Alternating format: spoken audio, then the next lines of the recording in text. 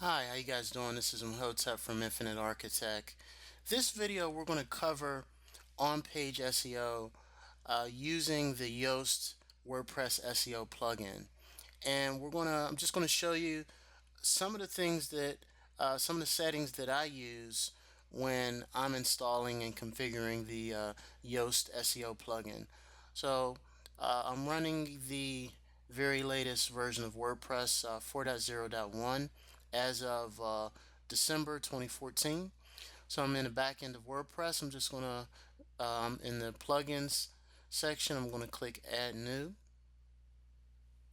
And you can just go ahead and search for plugins. I'm going to type in Yoast and then hit enter, and that should bring the plugin that I want. And then the one we want is the WordPress SEO by Yoast. Now there's a lot of WordPress SEO plugins. In my opinion, the Yoast SEO plugin and the all-in-one SEO plugin, those two are the best. Um, if I were to pick, I would say the Yoast plugin is better. Um, but there's a lot of people that like both. And there might be other WordPress plugins that you like, but those are the two that I normally use on my sites and on client sites. Um, and Yoast being the best, in my opinion. It gets updated frequently. They're constantly adding new features to it. Um, and so this one is just it's just a beast. So I'm going to go ahead and click install. Click OK. Go ahead and activate the plugin after it's been installed. Now that the plugin's been activated and installed, I'm going to go down here to SEO and then go to the dashboard. And basically from top down, you can go through the tour if you want to get a brief tutorial on all the settings and how to use the plugin. But I'm going to show you quick and dirty uh, some of the settings that you need to set up, or at least the settings that I use the most. Um, if you have if you want to use the Yoast SEO plugin to verify your webmaster tools for Bing, Google, Alexa, Pinterest, and Yandex, you can go ahead and use that here. Um, I'm going to go and skip that, go to titles and metas. And so here, for the most part, you can leave any default settings that are checkmarked B, because he's kind of, giving you, he's kind of helping you out and speeding the process of configuring the plugin along. So force rewrite titles. WordPress SEO has auto detected whether it needs to force rewrite titles for your pages. So it's going to go ahead and force that. That's already been checked. If we go down here, site-wide meta settings. Um, so these are no index subpages of archives. You don't want to index those pages. You run into duplicate content issues. You don't want to use meta keywords. I don't think any of the search engines use meta keywords anymore, so there's absolutely no use for that. Um,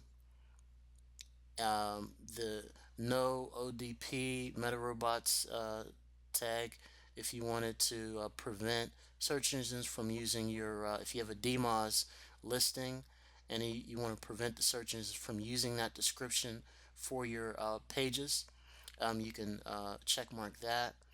The no Yahoo directory, it's the same thing. If you want to prevent search engines from using your Yahoo directory description for your pages, you can check mark that. For down here, these won't be check marked, but I always clean up the header section of WordPress, and I just hide all of these things. I hide RSD links, I hide WLW manifest links, I hide short link, and I hide the RSS links. Um, if you want to find out what all of these are, you can just Google them, but just know that these are a good idea to clean up. Um, and give your site a little bit better performance. Also, I skipped over this, but this title separator.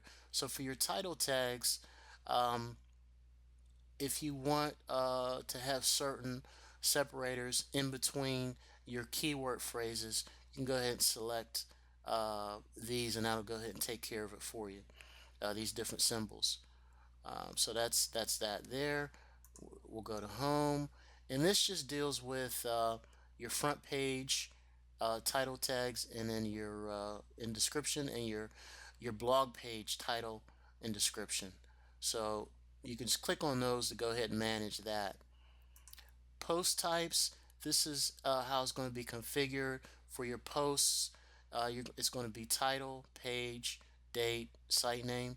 If you don't want that, you can take any of these uh, out of there.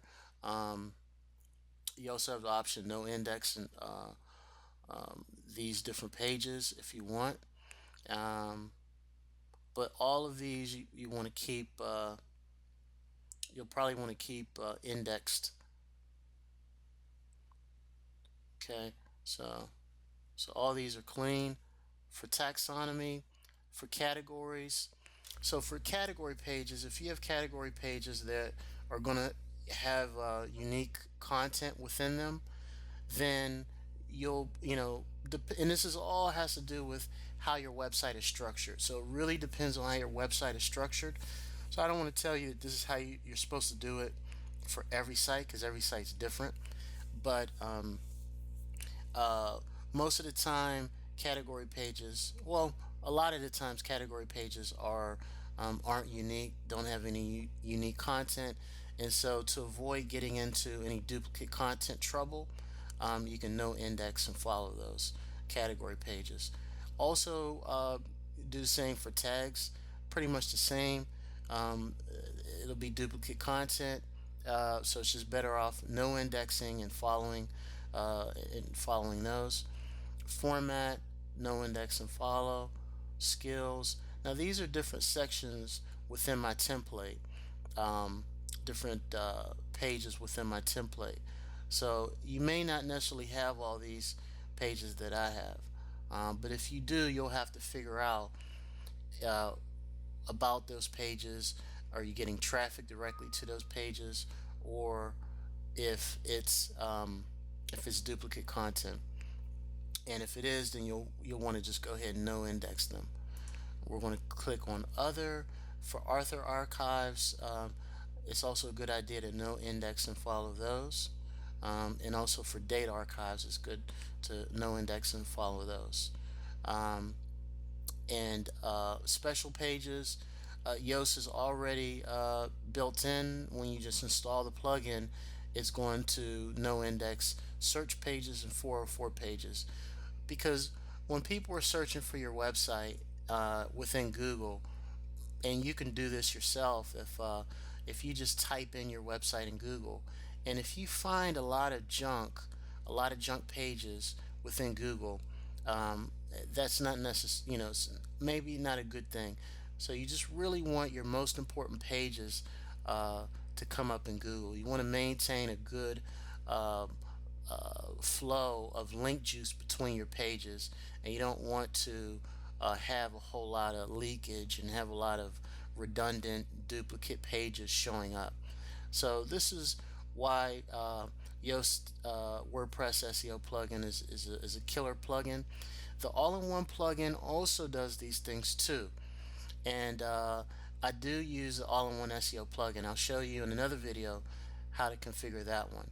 But for the most part, this is how you configure the Yoast SEO plugin quick and dirty.